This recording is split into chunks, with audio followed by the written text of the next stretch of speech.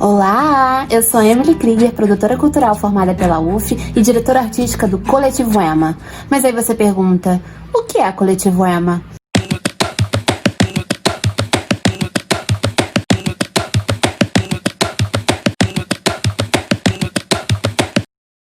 Coletivo EMA é uma agência que existe desde 2019, muito tempo, né? Desde o ano passado, no Rio de Janeiro. E a gente produz e agencia carreiras independentes de artistas da música.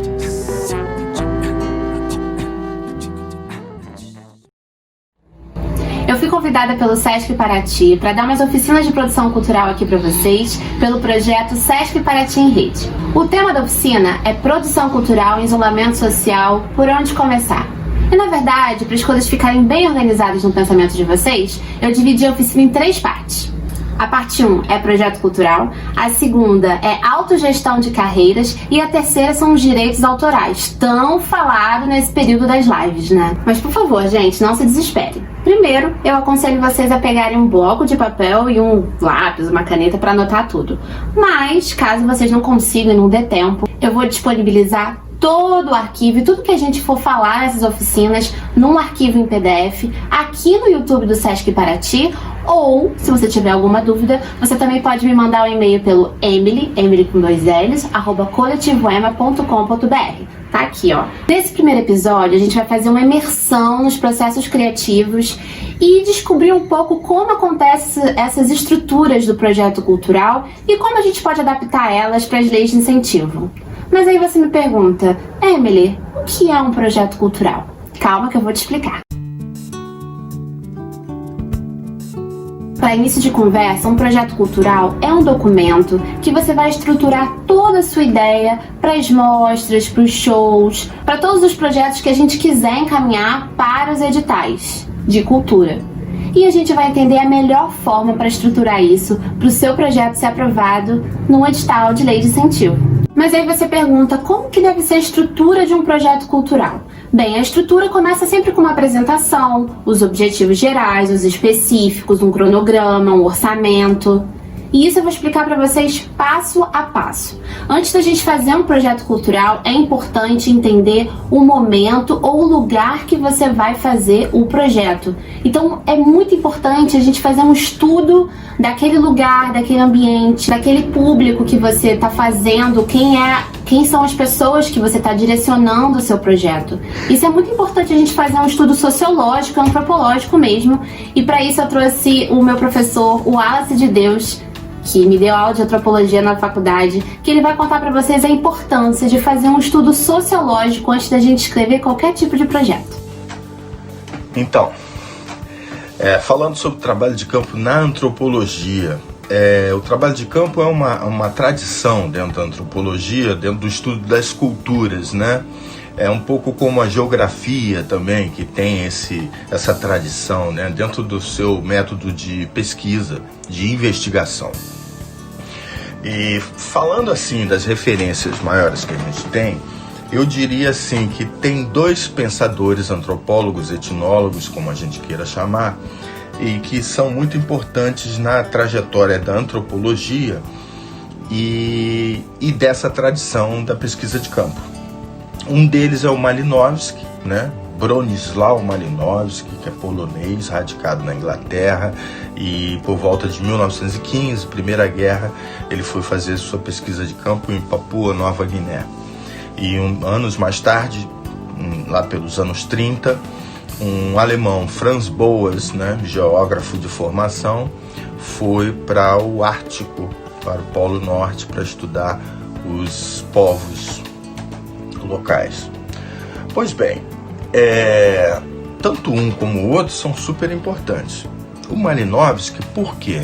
Porque o Malinowski, ele, por conta da Primeira Guerra, uma série de questões assim que não dá tempo de falar aqui, ele teve que se manter mais tempo do que o previsto lá em Papua Nova Guiné. Ficou 3 anos. E aí aprendeu a falar o idioma local, aprendeu a manejar, né, as ferramentas, a navegar, aprendeu tudo que um trobriandês, ou seja, um membro lá dos arquipélagos de Trobriand, onde ele foi pesquisar, tudo que um trobriandês sabia fazer.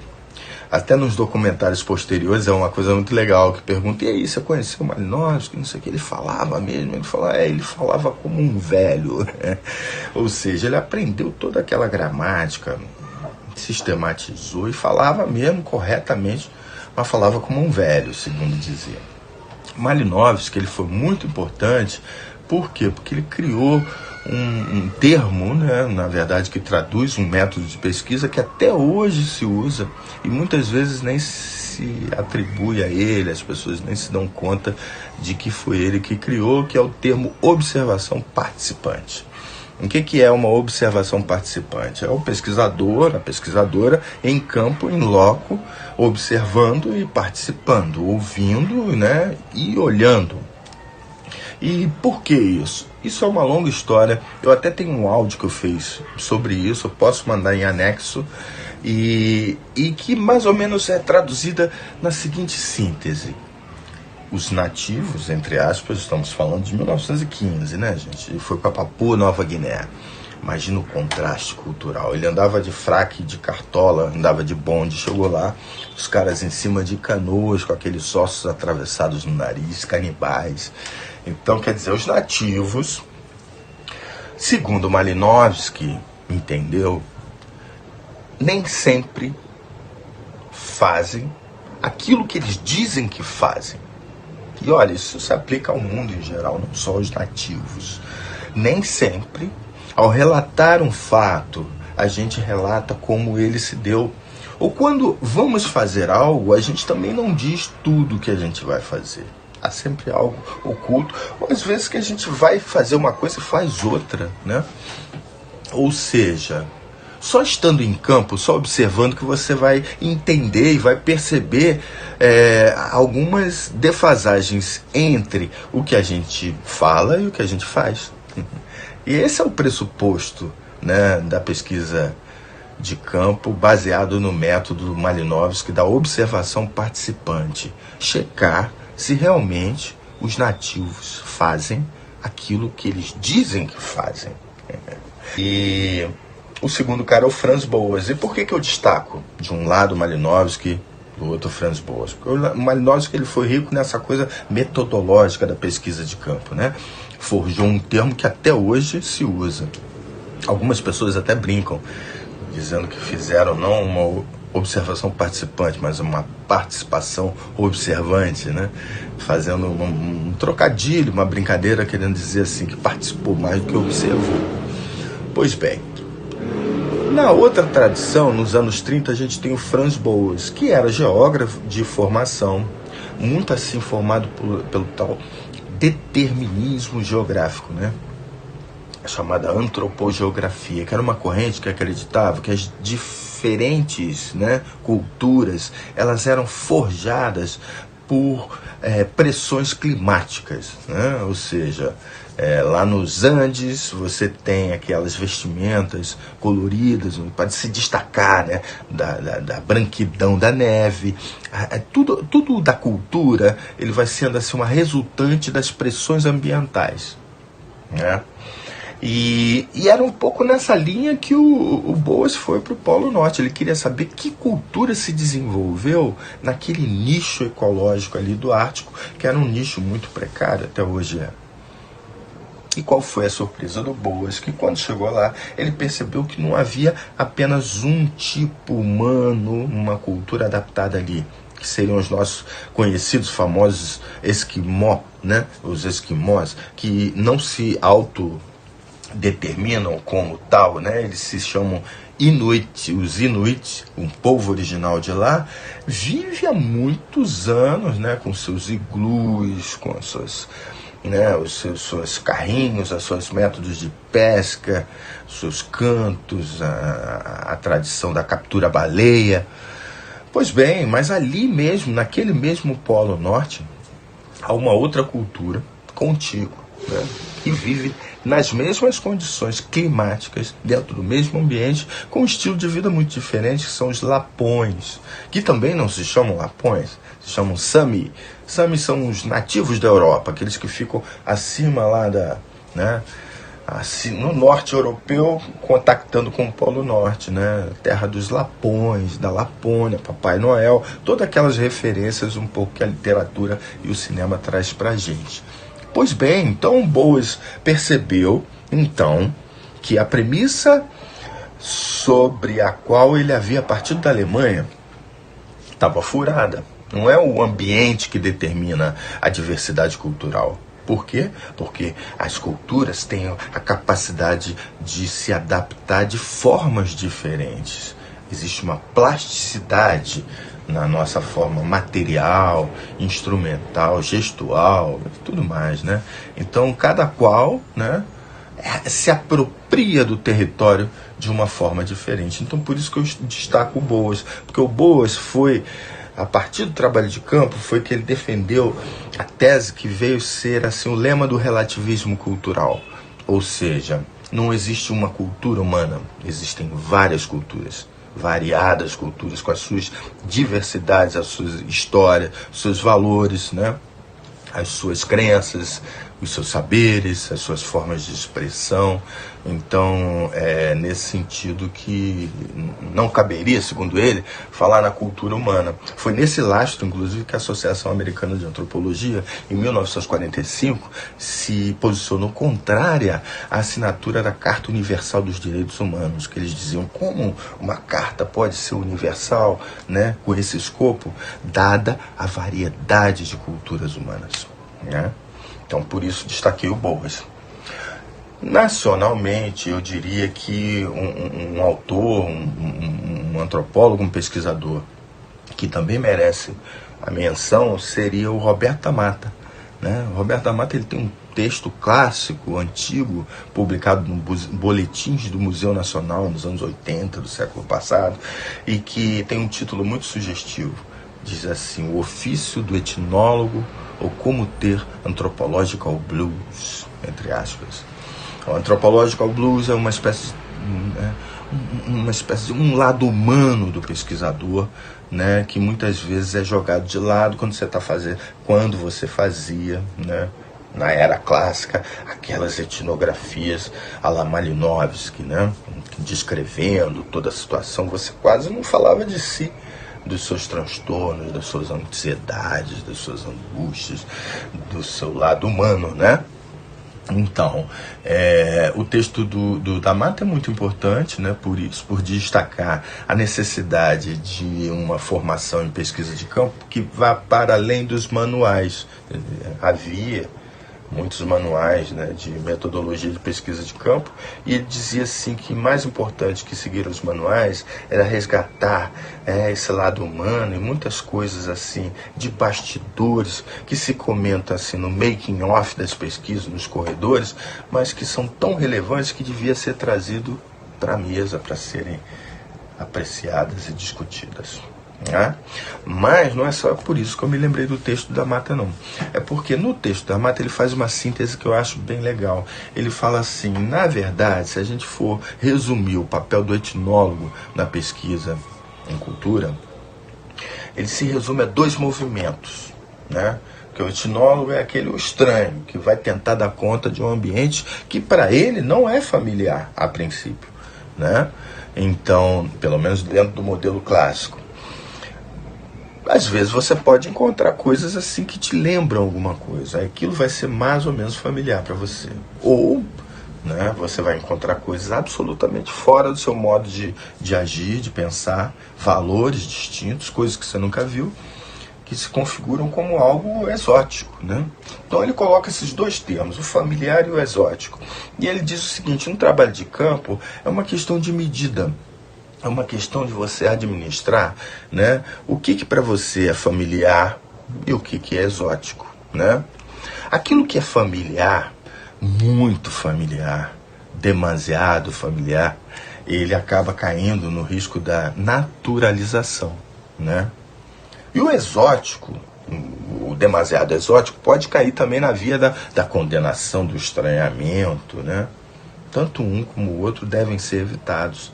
Tanto a naturalização demasiada, aquele olhar local que acha que já sabe tudo, como o Howley, né? Aquele cara totalmente sem noção, estranho, que já chega atropelando todo mundo. Então há um meio termo aí fino, né? Nesse movimento que é dinâmico entre aproximação e afastamento. Então esse texto da Marta é muito interessante porque permite a gente pensar isso, entendeu? Agora, já que estamos falando de Paraty, né? Essa publicação aqui foi de uma pesquisa que nós fizemos, coordenada pelo nosso querido, estimado, ele conhece, Leonardo Guelman. E a pesquisa é os territórios criativos, prospecção e capacitação. Aí tinham 4 territórios, né? Foi uma pesquisa grande, financiada pela UF, pela Funarte, e os territórios eram o Cariri, lá no Nordeste, o Quilombo da Machadinha, lá em Quissamã, né? Madureira, né, com todo o seu movimento de afirmação do afro e das escolas de samba, e finalmente Paraty. Eu tive a honra de trabalhar em Paraty, né, e a gente explorou 3 segmentos básicos, né, das diversas e variadas culturas que aí tem. Os índios da aldeia de Paraty Mirim, ali, Itatim, né, e também o Quilombo do Campinho, da Independência, e algum contato, né, com a cultura caiçara. A prospecção mesmo se deu mais na aldeia de Itatim, no Quilombo do Campinho. E aí, rapidamente, só para concluir, a gente fez essa exposição lindíssima do seu Valentim e da Dona Madalena, As Artes do Campinho da Independência. E por que eu estou lembrando dessa experiência? Além de ser um casal, ela se foi há pouco tempo, né? Minhas condolências à família, ao seu Valentim, uma figura extraordinária. Mas é interessante esse exemplo, por quê? Porque foi um acaso que eu me deparei, né? Eu e minha companheira, com a obra do seu Valentim, uma venda lá perto do Quilombo e tudo mais, na estrada. Ou seja, havia essa produção linda, específica, cheia de... E aquilo era natural. Havia locais na equipe, né? Pessoas de Paraty e tudo mais. E nunca trouxeram isso à baila, nunca trouxeram isso para a mesa, né? De alguma forma, porque já estava um tanto naturalizado. Tudo que o olhar estrangeiro trazia, assim, é um pouco assim, mas isso fulano, a gente conhece. Daí a importância de um olhar estrangeiro. Não quer dizer que é só os outros olhando que valorizam as nossas coisas. Não, mas às vezes a gente naturaliza demais, né? E da mesma forma que a gente não pode exoticizar aquilo que a gente está tentando dar conta, também não deve naturalizar. Então, por isso tudo, o trabalho de campo é muito importante. Como o Wallace disse, é muito importante a gente entender o contexto social e político que a gente está inserido, ou que a nossa comunidade que a gente vai direcionar o projeto está inserido, para a gente conseguir adaptar e escrever de uma melhor forma possível e mais clara, com objetivos bem claros, bem explícitos, para a gente ter chances de passar e ser aprovado, tanto nas leis de incentivo, como também apresentar o nosso projeto para alguma empresa privada, quem sabe. Por exemplo, nesse momento de isolamento social que a gente está vivendo, nesse momento de pandemia, que a gente ainda não sabe, não tem muita perspectiva do que vai acontecer, quais são os caminhos que a gente vai ter que seguir, qual o tipo de projeto que eu vou ter que adaptar, vai ser drive-in, vai ser online. Acho que eu não seria justa em fazer essa oficina sem falar do atual momento que a gente está vivendo. E eu acho que esse é o maior objetivo dessa oficina, trazer reflexão para o campo de discussão e entender em que ponto estamos e quais são as possíveis perspectivas que temos, já que a cultura é uma das partes mais afetadas. Não seria justo falar sobre produção cultural como se nada tivesse acontecendo. E é para isso que eu trouxe a fala do Wallace, e eu também tenho como base de pesquisa para essa oficina o estudo desenvolvido em conjunto pelos governos estaduais, o SESC, a Universidade de São Paulo e a Unesco, que mapeou as áreas culturais mais atingidas pela Covid-19 no Brasil. A pesquisa mostra que quase metade dos trabalhadores do setor ficaram totalmente sem renda durante a pandemia. De acordo com a pesquisa, cerca de 50% dos profissionais e empresas declararam ter perdido 100% do faturamento entre os meses de maio e julho. Até 2017, os setores cultural e criativo somaram 171 bilhões, equivalente a 2,61% de toda a riqueza gerada em território nacional. Com capacidade de geração anual de 25,5 mil postos de trabalho, totalizam 837,2 mil profissionais formalmente empregados. Anterior à pandemia, esses setores tinham a previsão de contribuir com 43,7 bilhões para o PIB nacional até 2021. Durante esse momento de pandemia, os empreendimentos culturais e criativos sem as bases digitais serão os últimos a voltarem ao funcionamento. Se a gente de alguma forma fosse devidamente apoiado, os setores culturais e criativos teriam enorme potencial de superar a crise econômica, devido às suas características. São setores híbridos e de alto impacto econômico. Além da aceleração da recuperação econômica, os empreendimentos culturais e criativos podem impactar ainda mais a recuperação da saúde e do bem-estar social, com a criação de confiança, mobilização, colaboração e inovação. E aí é que entra o projeto cultural. No começo da oficina eu expliquei o que eram os projetos culturais e agora eu vou falar sobre o que são os editais de cultura.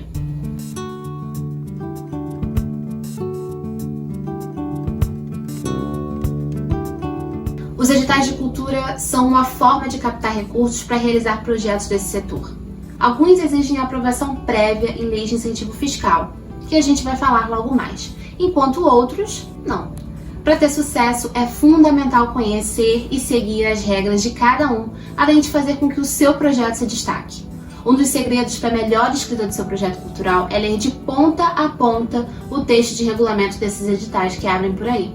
Eu sei que parece assustador, mas só assim a gente consegue entender as minúcias do que aquela empresa pede e qual a melhor forma de estruturar isso. E agora eu vou te dar algumas dicas preciosas para o seu projeto ser um arraso.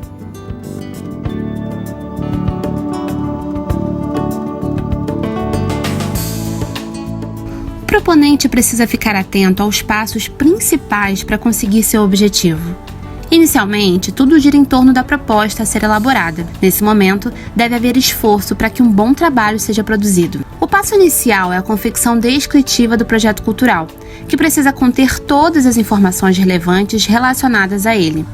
Os dados devem estar em uma apresentação que tenha os objetivos daquela proposta e, principalmente, a justificativa para o pedido de incentivo. Para começar essa elaboração, a gente pode começar a nos fazer umas perguntas antes. Gente, é sério, eu sempre digo que para tirar uma ideia do papel é importante tê-la no papel. Por mais bobo que pareça, é muito importante anotar tudo para que não se perca nada. Eu começo, na verdade, com quase que um ritual de perguntas. Como minha ideia pode contribuir para o mundo? Como é o ambiente que o projeto vai acontecer? Quem é o público que eu quero atingir? Qual o impacto que eu quero que esse projeto tenha? Como será realizado o projeto? Quanto isso tudo vai custar? Quando o projeto vai se realizar? E onde o projeto vai se realizar? Uma coisa que aprendi lá em 2009 na UF foram as palavras mágicas para iniciar um bom projeto, que consiste no que acabamos de nos perguntar. Isso acaba se tornando uma fórmula mágica quando queremos dar vida às nossas ideias.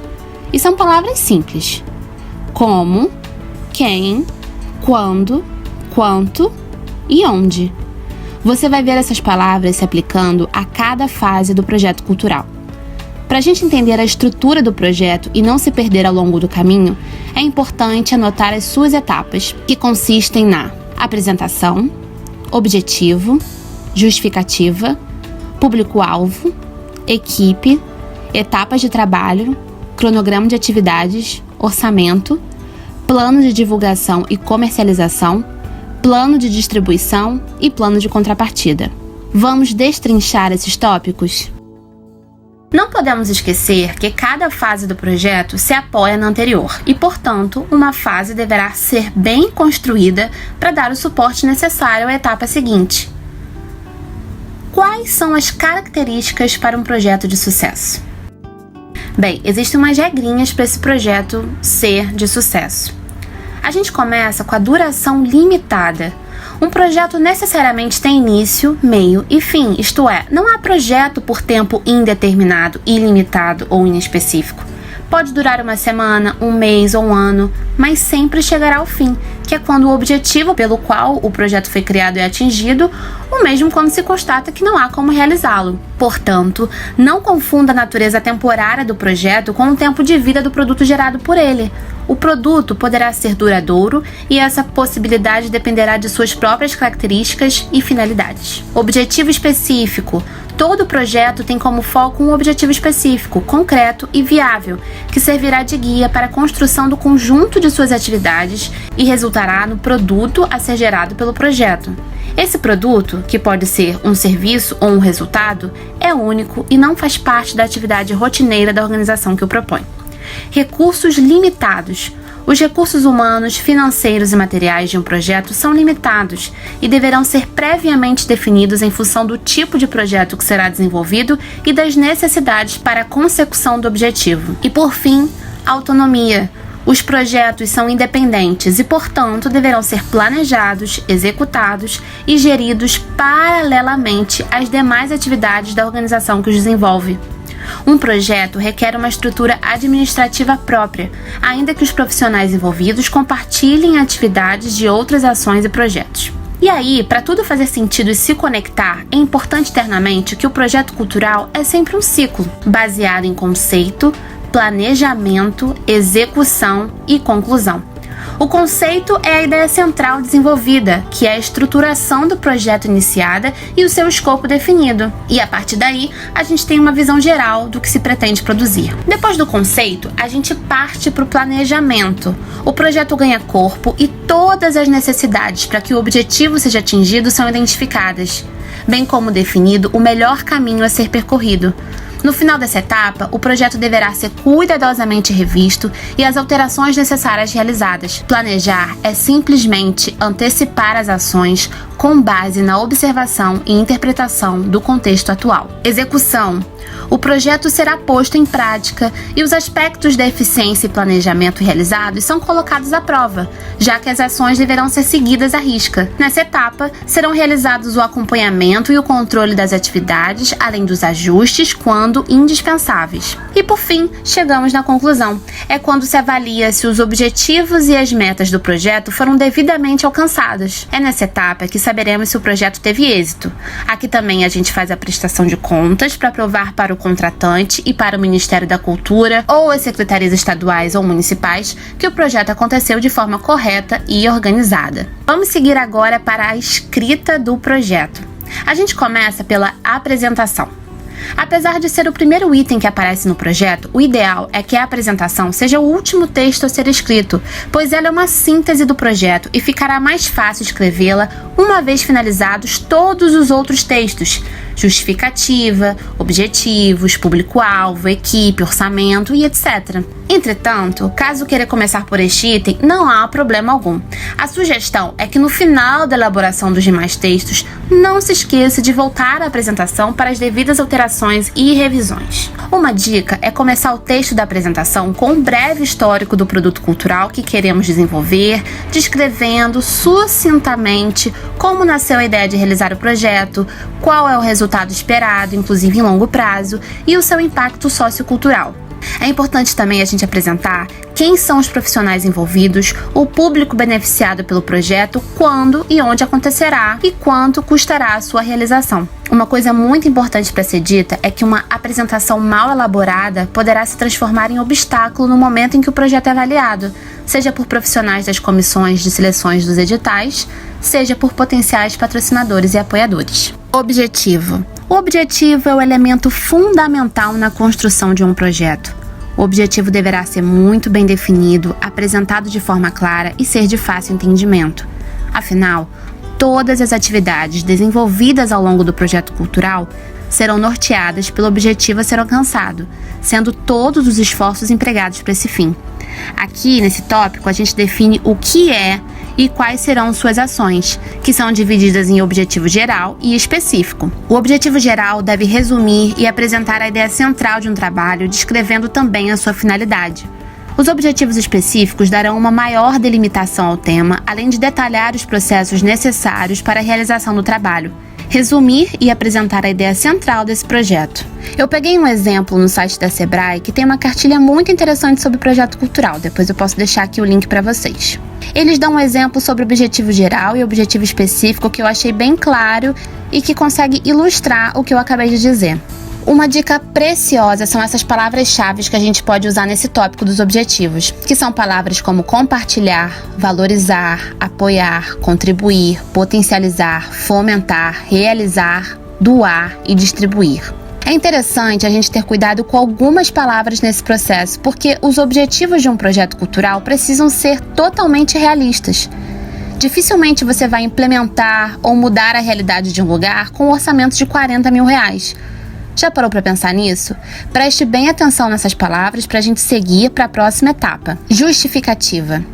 Aqui iremos apresentar os motivos pelos quais pretendemos realizar o projeto e o que o torna culturalmente relevante para a sociedade. A justificativa deverá ser bem estruturada, baseada em argumentos sólidos que convençam os leitores da importância do seu projeto. Nesse tópico, a gente fala sobre o mérito do projeto, o seu diferencial, a originalidade e ineditismo do produto, relevância cultural e desdobramentos futuros. E é nessa fase do projeto que a gente vai explicar o motivo do nosso projeto acontecer, que é a pergunta do porquê. No item justificativa, a gente precisa sanar questões como: por que o meu projeto deverá ser realizado? A partir dessa pergunta central, tente enumerar todas as razões que nos levam a acreditar no potencial do projeto e a querer realizá-lo. Outras indagações fundamentais são: em que contexto sociocultural o meu projeto está inserido? E que importância terá a sua realização para esse contexto? Para responder, além da nossa experiência, poderemos também lançar mão de dados, estudos, pesquisas, referências, tudo que puder contribuir para a construção do nosso argumento. O nosso argumento deverá ser bem embasado e convincente, de forma que fique claro o que estamos propondo, a importância do que propomos e a nossa capacidade, seja ela artística, técnica ou financeira, de realizar o que a gente está propondo. Quem vai avaliar o nosso projeto, seja para que fim for, precisa ser convencido. Algumas frases que podemos usar: apresentar ao público, estudar o impacto, criar uma relação entre, criar uma oportunidade de ou para, compartilhar conhecimento sobre, estimular, promover a arte, integrar disciplinas, dar oportunidade a novos talentos. Público-alvo. Aqui nesse tópico a gente pergunta para quem vamos fazer o projeto. Detalhamos nos itens anteriores o que pretendemos fazer e quais resultados esperamos atingir. Mas a quem se destina esse projeto? Qual é o perfil do público beneficiado? Esse público é formado por quem? Adultos? Crianças? Alunos de instituições de ensino? Professores? Público em geral? Quem são? Quantos são? De onde são? É indiscutível a importância de obter o máximo de informações sobre o público-alvo, pois conhecendo melhor o nosso público, poderemos planejar as ações do projeto de forma mais eficiente. Um exemplo: estimativa de público, 60 participantes. Perfil do público: jovens com idade entre 13 e 17 anos, pertencentes às classes C, D ou E, matriculados em instituição de ensino. Equipe. Agora vamos pensar quais são os profissionais que irão compor a equipe do projeto. Vamos avaliar com quem trabalharemos para desenvolver o produto e atingir nosso objetivo. Pensaremos as funções, os profissionais e as competências necessárias para que cada tarefa seja executada da melhor forma. Lembrando que todos os integrantes da equipe desempenham um papel essencial para que o projeto seja realizado com sucesso. O ideal nesse item é contratar profissionais com experiência em sua área de atuação, sobretudo os que vão assumir funções chaves dentro do projeto. É importante que a gente liste todas as atividades necessárias para que o projeto aconteça. Em seguida, vamos avaliar quais funções são mais apropriadas para a realização das atividades. Então, pensaremos nos nomes de profissionais aptos a compor a equipe. Caso não tenhamos ainda definido o profissional que assumirá a função, colocaremos uma observação ao lado. Então, como exemplo, se o projeto for um festival de música, procure pensar quem é o diretor de produção, que vai coordenar todos da equipe, quem vai fazer a produção executiva, assistência, curadoria, quem serão os músicos convidados, técnicos de luz e som, assessoria de imprensa, marketing, diretor de palco, cenografia, segurança, eletricista e todas as funções que você julga indispensável para o evento acontecer. Logo depois que eu monto a equipe, eu gosto de listar as etapas de cada função ou cada ação do projeto que vai entrar nessas etapas, antes de montar o cronograma. Nós temos a pré-produção ou a preparação, que são as atividades preliminares. Temos a produção ou execução, que são atividades diretamente associadas à confecção do produto cultural, ou seja, atividades de produção propriamente ditas. Divulgação e comercialização, que são atividades relativas à comunicação do projeto e à venda do produto. E administração e acompanhamento, atividades de gestão financeira, logística, de recursos humanos, de acompanhamento, de controle e de encerramento do projeto. Para a gente ilustrar essas etapas do projeto, vou dar um exemplo para vocês. Na pré-produção, quando a gente coloca ela no cronograma, vamos imaginar que a gente estipule 2 meses, sei lá, de 1º de março a 30 de abril. Nessa etapa, a gente vai listar as atividades que a gente vai realizar antes da gente executar o projeto. O que a gente vai precisar para fazer essa execução. Então aqui nessa etapa, a gente contrata os assistentes de produção, seleciona o repertório musical, realiza os ensaios, confirma as pautas pré-agendadas dos teatros ou dos espaços que você vai realizar o seu evento, contrata o serviço de transporte para o translado dos músicos, equipe e instrumentos, busca patrocinadores e apoiadores para o projeto. Aí a gente segue para a fase de produção, que também a gente estipula dentro desse cronograma a quantidade de tempo que ela vai precisar para ser realizada. Então vamos supor que ela vai ser realizada em 2 meses e meio, de 1º de maio a 15 de julho. Sempre atento a isso, tá, gente? Quando a gente termina a fase de pré-produção, a gente já começa naturalmente a fase de execução, que é a fase de produção.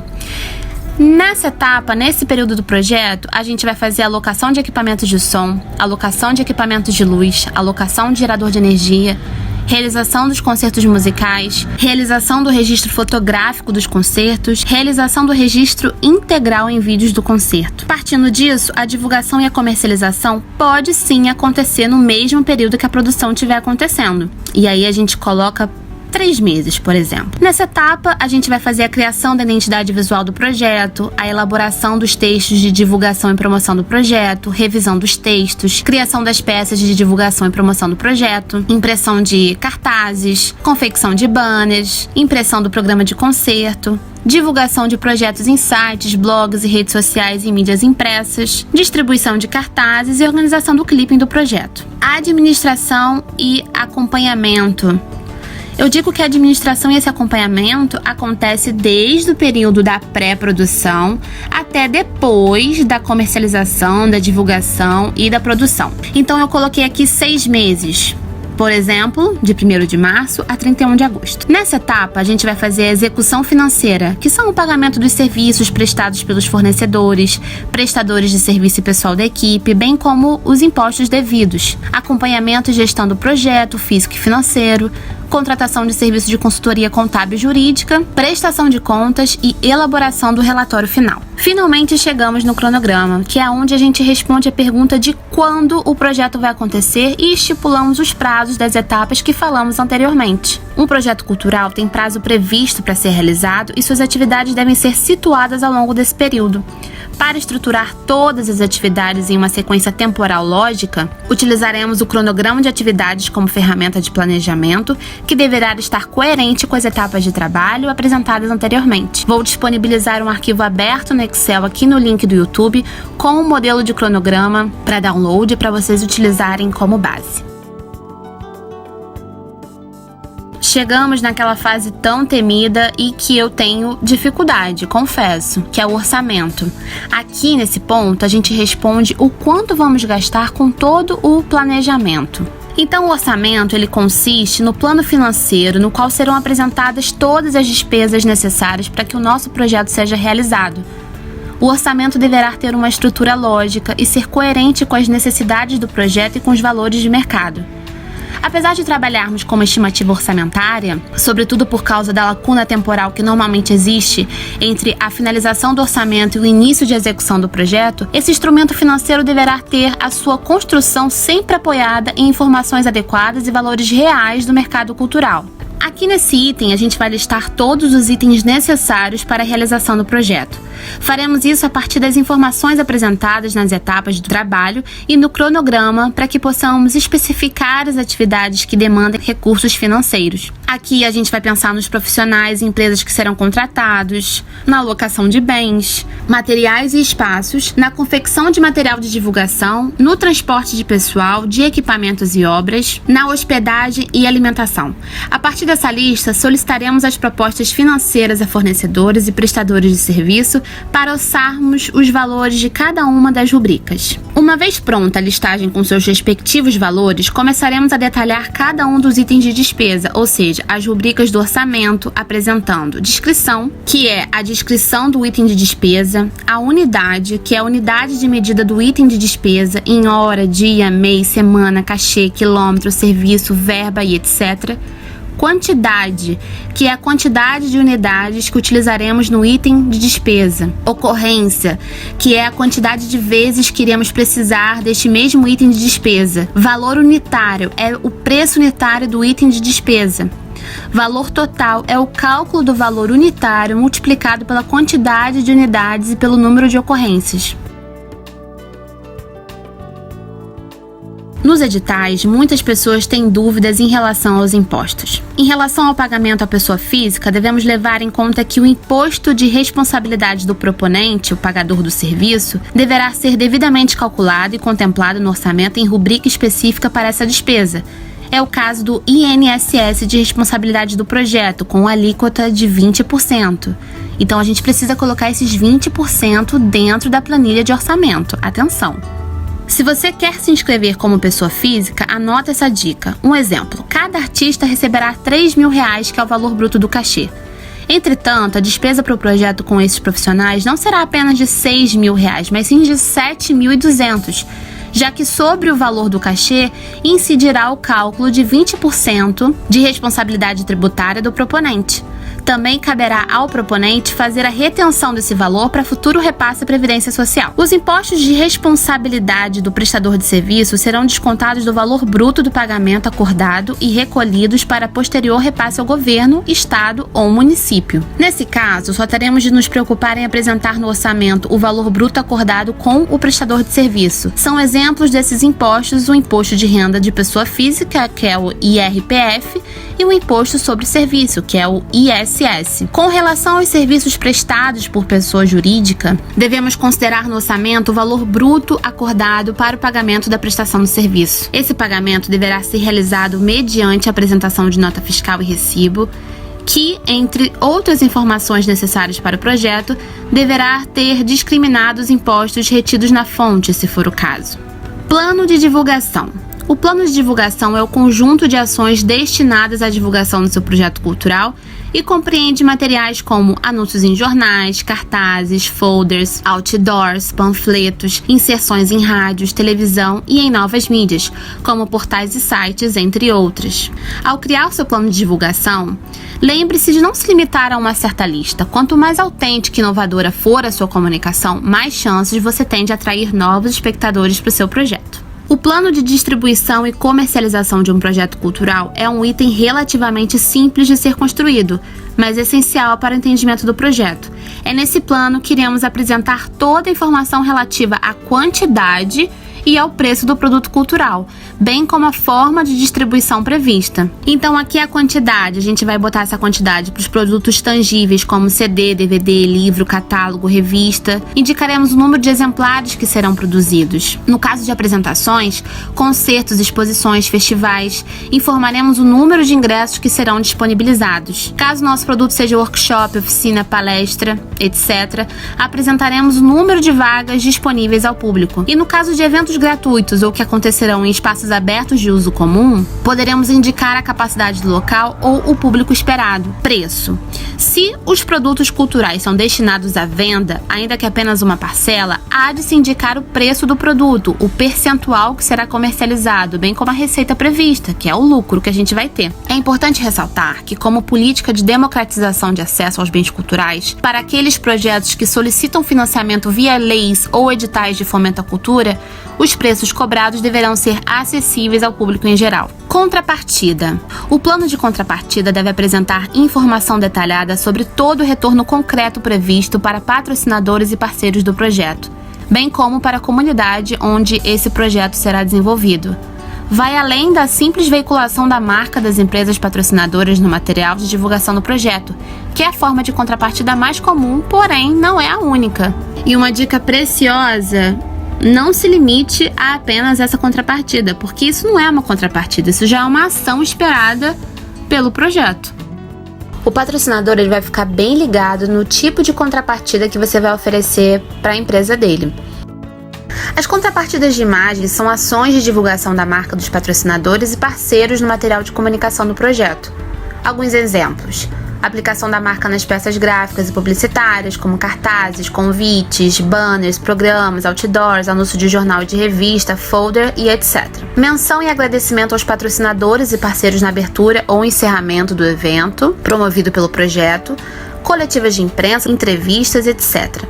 Aplicação da marca no material promocional, que são as camisetas, blocos, chaveiros, bolsas, e a veiculação da marca nos produtos gerados pelo projeto, que pode ser a capa de CD, contracapa, de livro, abertura de filmes, etc. As contrapartidas sociais são ações concretas que visam a beneficiar a comunidade, ampliando o acesso à cultura e estimulando a participação do público em ações culturais. São exemplo de contrapartidas sociais: realização de ações culturais gratuitas, exibição de filmes, apresentações musicais, palestras, oficinas, distribuição gratuita de produtos culturais, como livros, DVD, CD, cota de ingresso para alunos de instituição pública, doação de produtos culturais a escolas, bibliotecas e instituições culturais públicas. Contrapartidas ambientais são ações que beneficiarão o meio ambiente ou reduzirão o impacto ambiental promovido pelo próprio projeto. Alguns exemplos de contrapartidas ambientais são a coleta seletiva de lixo no local do evento, a utilização de material reciclado na fabricação do produto cultural, plantio de árvores, informação sobre educação ambiental. Contrapartidas negociais são ações que possibilitarão ao patrocinador promover diretamente os seus produtos junto ao público-alvo do próprio projeto, ter exclusividade em ações culturais, bem como obter outros benefícios para financiar o projeto.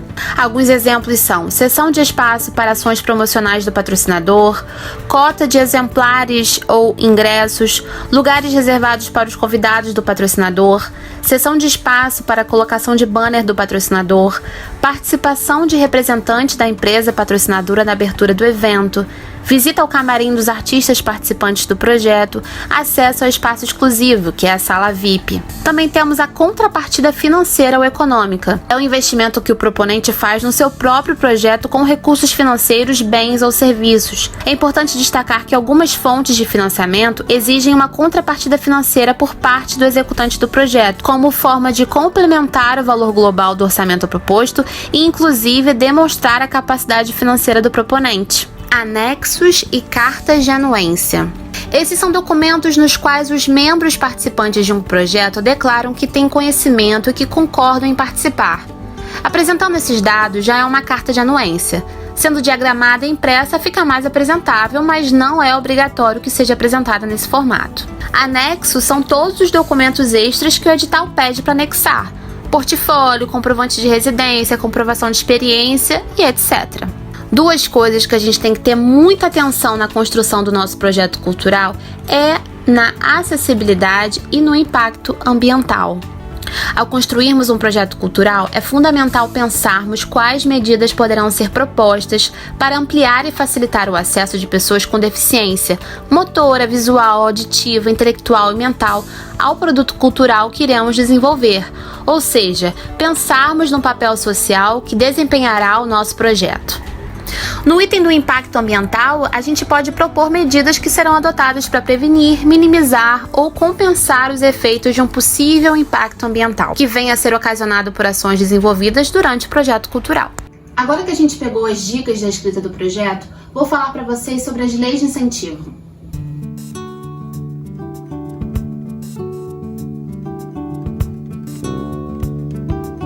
Empresas, projetos e artistas podem se valer desses incentivos para captar recursos e desenvolver apresentações, filmes, espetáculos e diversas outras manifestações artísticas. É importante conhecer um pouco mais sobre o que a lei diz e sobre o processo burocrático para conseguir a captação. Na prática, as leis de incentivo à cultura funcionam tanto no âmbito federal, como a Lei Rouanet, quanto no âmbito estadual e também municipal. As leis de incentivo permitem que os patrocinadores deduzam parte ou mesmo o total dos recursos patrocinados dos impostos devidos, sendo um mecanismo de estímulo ao apoio da iniciativa privada ao setor cultural. Para ser o mais clara possível, o proponente apresenta o seu projeto ao órgão responsável, Ministério da Cultura ou Secretarias Estaduais e Municipais de Cultura e, caso seja aprovado, é autorizado a captar recursos junto a pessoas físicas e empresas, que são as pessoas jurídicas. A Lei de Incentivo à Cultura trouxe grandes benefícios, pois oferece oportunidade a diversos artistas, produtores e grupos que produziram e seguem produzindo obras relevantes ao cenário cultural brasileiro. Só em dezembro de 2017, para vocês entenderem, a lei captou 620 milhões, o que constitui um recorde desde sua implementação. O valor demonstra que ela é um recurso que está em alta, mesmo após as polêmicas sobre sua utilização nos últimos tempos. Atualmente, as leis de incentivo fiscal são mecanismos fundamentais, tendo em vista que dispensam burocracias exageradas e oferecem grandes benefícios às empresas, tanto fiscais quanto em relação ao marketing cultural a um custo zero. Diante de um cenário tão interessante, é fundamental que os produtores de cultura no Brasil estejam familiarizados com as leis, tendo em vista que conseguir suporte sem ser por elas é muito difícil. A Lei de Incentivo à Cultura foi um grande marco para o movimento artístico no Brasil e hoje é um mecanismo fundamental para quem quer captar apoio para um projeto. Ao entender o seu funcionamento por meio do incentivo fiscal, fica mais fácil submeter projetos e aproveitar todas as vantagens. Depois que a proposta é enviada e aceita, não é incomum que algumas condições fiquem diferentes. Por isso, veja se é possível realizar alterações no projeto cultural após obter aprovação.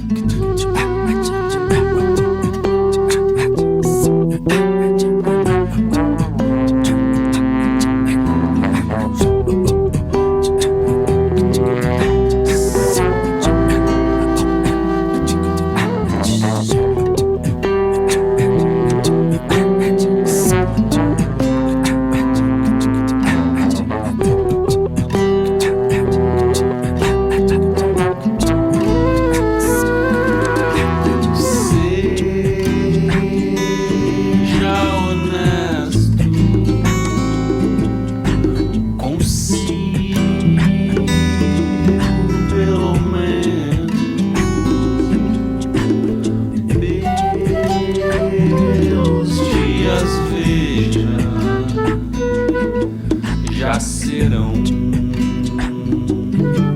mais ou menos